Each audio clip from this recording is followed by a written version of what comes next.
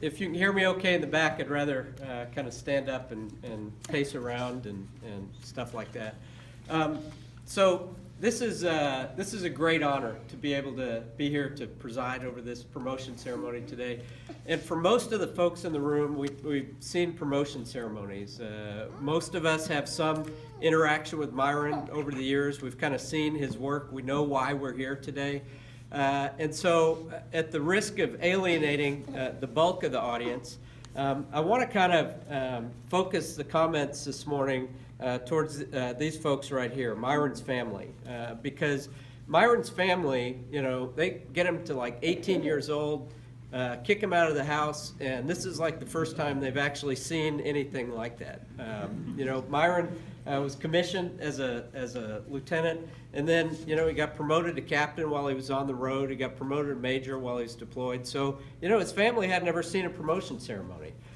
His beautiful bride and children, you know, they see him in the morning, they see him at night. Sometimes they don't see him for months at a time.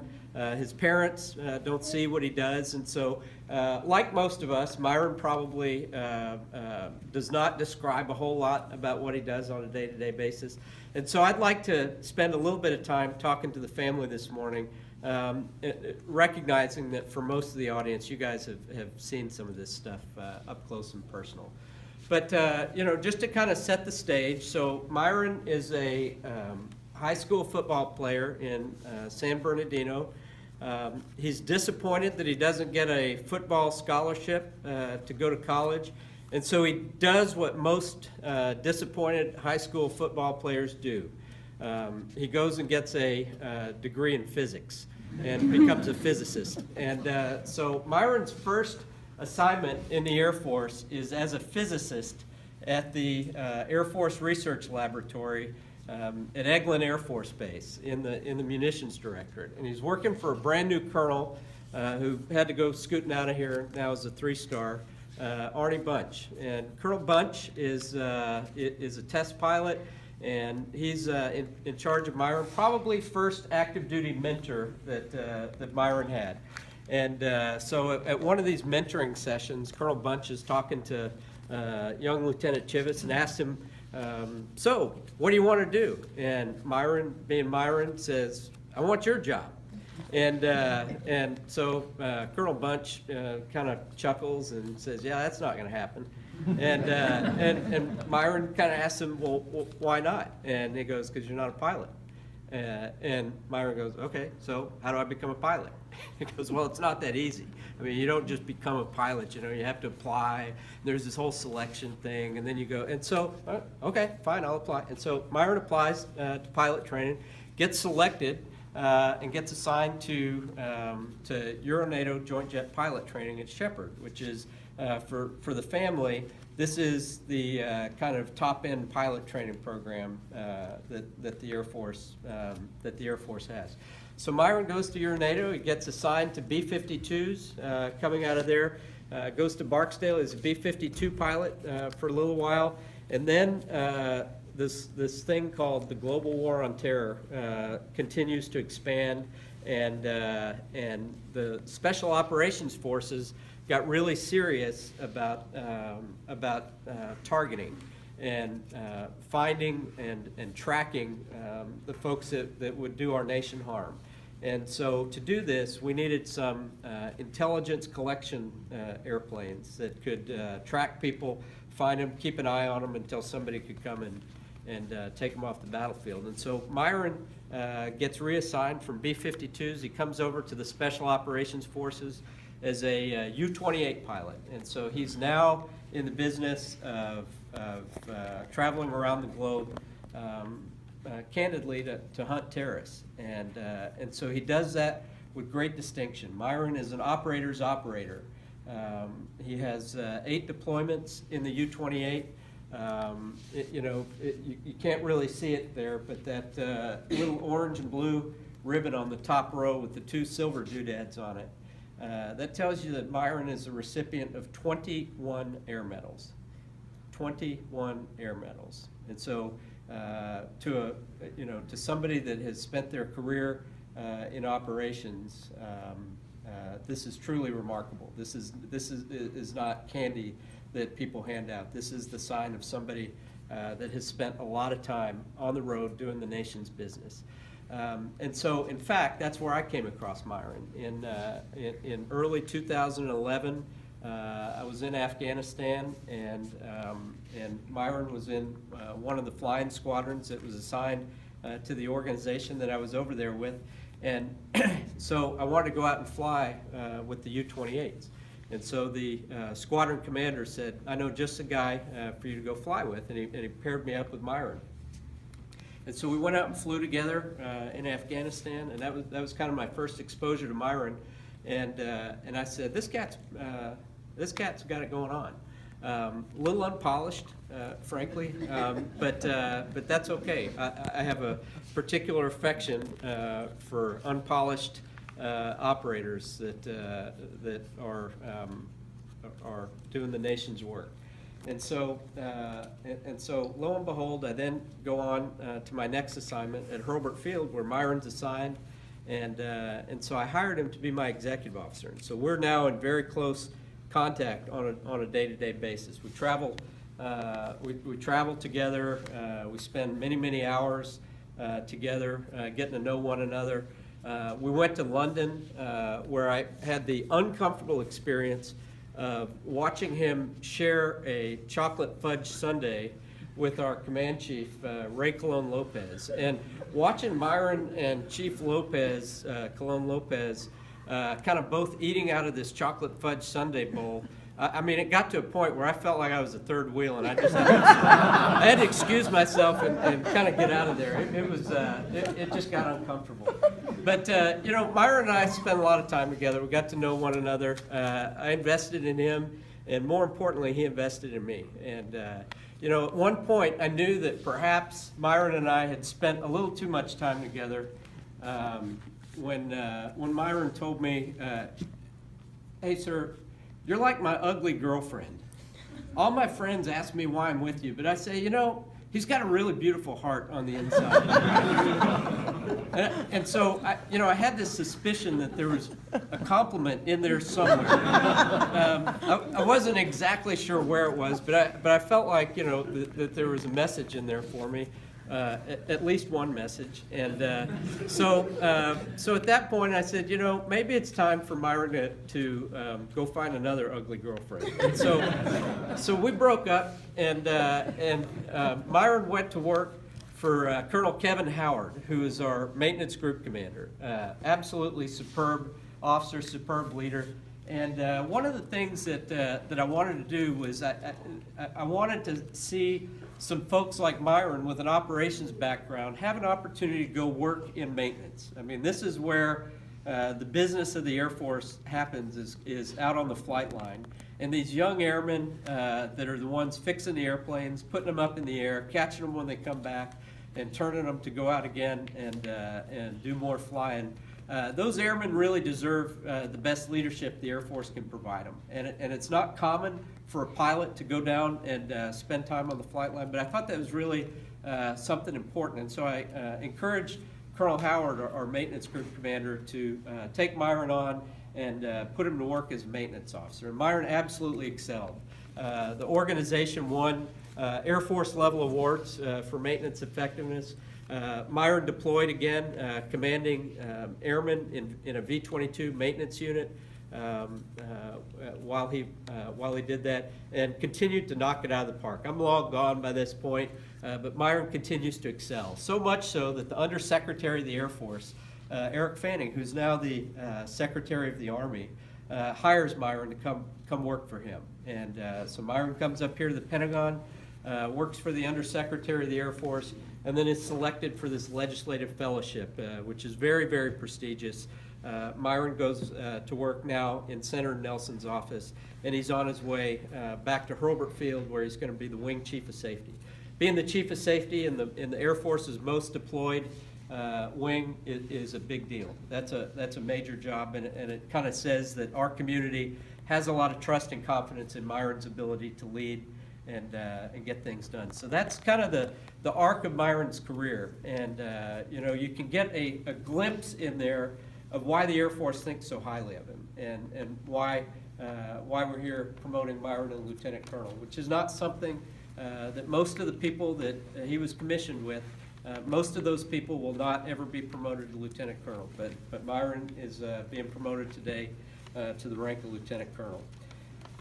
When you kind of take all this stuff and think of the long arc of Myron's career, there are a few things that stand out, and I'll just kind of highlight three of them. The first thing that really stands out about Myron is the passion that he's got for whatever he does. Whatever job Myron is assigned, he brings 100% to that job. He brings enthusiasm, he brings dedication, he brings a work ethic, he brings a positive attitude to everything he does. And so this positive attitude, this passion about what he does is something that not all of us have. And I've never seen a day go by that Myron didn't come to work passionate about what it was that he was assigned. The second thing I would tell you about Myron is he's committed. It's one thing to be excited about what you do, but it's another thing to be committed when what you do gets hard. And so it doesn't matter whether the going is easy or the going is rough. Myron is always committed to what he does. He's willing to do whatever it takes to succeed, and more importantly, whatever it takes for those that are working for him to succeed. That's the mark of a truly great leader, is somebody that helps the people working for them succeed. And so I think when you watch Myron operate, I was talking to a colonel last night about Myron on the phone, and one of the things that he told me was that Myron puts more time into developing younger officers than anybody else of his generation that this colonel had seen. And so this colonel is talking about Myron's investment in the people coming along behind him. And so that passion, the commitment, it's not just in him, it's in the people that he touches, which is the true mark of a leader. And then the last thing that I would tell you is his integrity. Integrity, you know, it's a tough word to define. Sometimes people say it's doing the right thing when nobody's looking. Sometimes people define it in terms of honesty and those kind of things. But you know, integrity, the Latin word that it comes from, deals with the quality of wholeness and completeness. And so when you say a table has good integrity, it means it's solid, it's complete. It means it's not missing any of the parts. And Myron approaches everything he does with an integrity that comes from the inside. It's not a situational kind of integrity. It's an integrity that comes from the inside to everything he does, even when it's hard. I will tell you that from what I have heard, now I absolutely don't believe this to be true, but from what I've heard, I can be a hard guy to bring bad news to, and Myron has never blanched at that. You know, Myron always told me what I needed to hear and not what I wanted to hear, and so that's a sign of integrity. And so when you think about his passion, his commitment, his integrity, these are things that he got from the people sitting here in these first couple of rows. These are things that perhaps the Air Force developed, perhaps the Air Force rewarded, but those things come from the inside. They come from where he comes from. And so on behalf of the United States Air Force, I just want to tell both of you, you raised a heck of a fine son, and we're awful glad that you we're awful glad that you've loaned him to us for the last 10 or 15 years, because we're a better institution because of it. He's a role model to me. He's a mentor to me. He's somebody that I personally admire, and I know that I speak for many other people in the room when I say those things. So thank you for the son that you raised, for the officer that he's become. We couldn't be any prouder to serve with him. Okay, so with that, let's go ahead and have Myron come up, and we will publish the order. Ladies and gentlemen, please rise as Major General Slife promotes Major Chivas to the rank of Lieutenant Colonel. Publish the order. Attention to orders. The President of the United States, acting upon the recommendation of the Secretary of the Air Force, has placed special trust and confidence in the patriotism, integrity, and abilities of Major Chivas. In view of these special qualities and his demonstrated potential to serve in the next higher grade, Major Chivas is promoted to the grade of Lieutenant Colonel, United States Air Force, effective 1 December 2016, by order of the Secretary of the Air Force.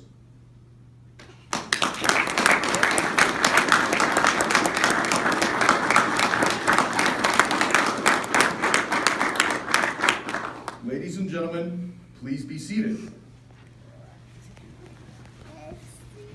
At this time, Lieutenant Colonel Chivas' children, Miles and Xavier, will change his epaulets, and his wife Stephanie will change the rank of his cover to the new rank of Lieutenant Colonel.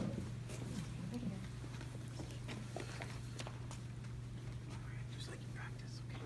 I'll take that one off.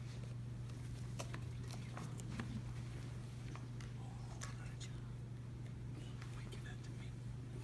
Good job.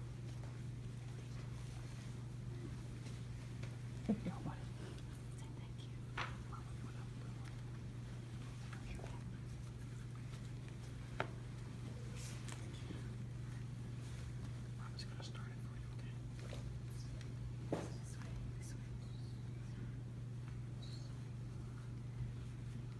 Here's Xavier. You did all by yourself?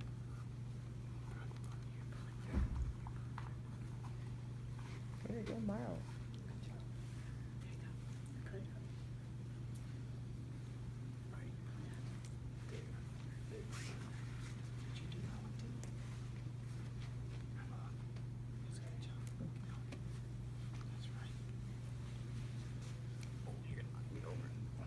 All right. Thanks, bud.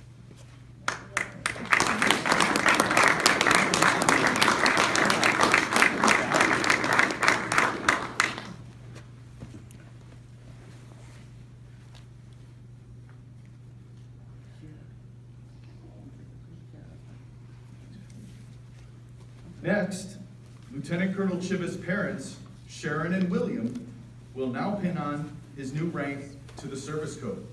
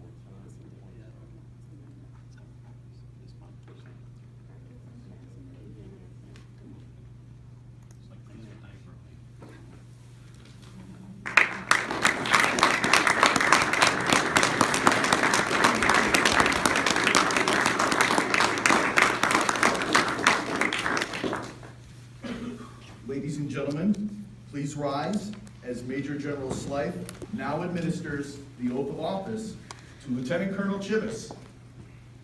Okay, raise your right hand, repeat after me.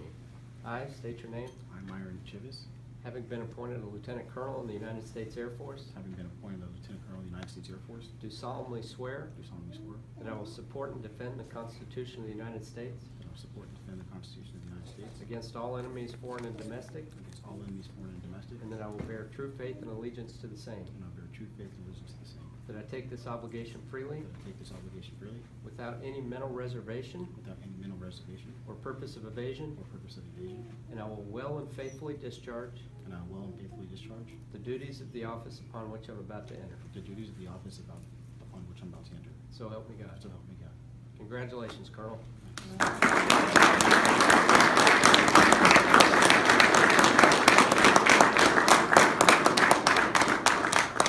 Ladies and gentlemen, please be seated.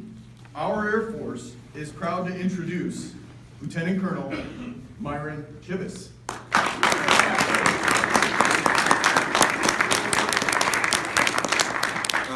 First, I need to correct the record.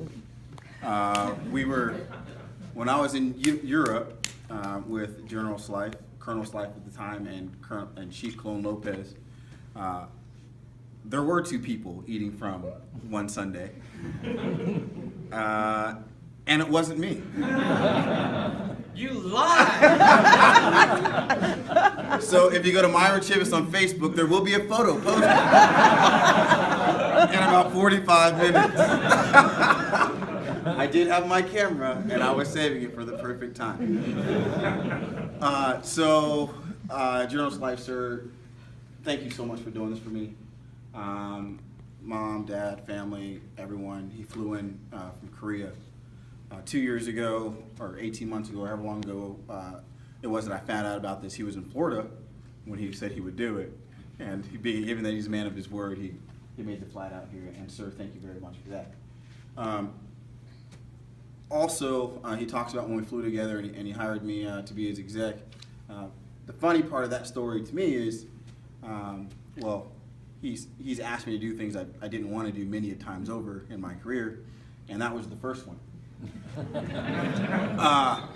So when Captain Chivis showed up to the interview in his flight suit, and everyone else was in their service dress, and he walks up and he says, "I'm glad you feel comfortable in that," you know, and hires me anyway. That was the beginning of a beautiful relationship. So thank you, sir, for making me do something I didn't want to do then, that I've learned a lot from. For the folks in the room, Mr. Swartout, I know we didn't decide you, but thank you very much. He's working for the undersecretary. Made that job for me when I was up there just easy. And I made it terrible for you. So I appreciate you going through for that year and showing up today and not throwing anything at me. That's goodness. General Bunch, he stepped in and left, and I just want to talk about him for a second.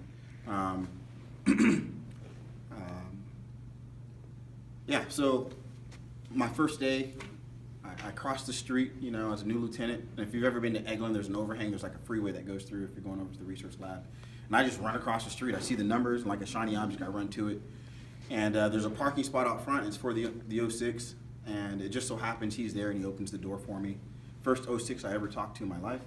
And he opens the door. He welcomes me. And he says, "If you ever need anything, stop on by." And we're walking and talking. I see him peel off to his office. I know where he's at now. And about 20 minutes later, it was January 4th, he calls everyone in and he gives a speech about, you know, Wingman Day and have a wingman and find someone that's doing what you want to do. Just reach out to him. Well, I knew where his office was, so I put myself on the schedule. And 2 weeks later, for 2 weeks, my boss at the time and everyone in between myself and the colonel told me not to do it. But I was already on the calendar, so there's no backing out then. So true story, I sat down and I told him, you know, what you're doing is cool. You're a nice guy, it seems like. And he sent me, or at least explained to me what my private pilot's license was and helped me get to where I am today. So I know he's not here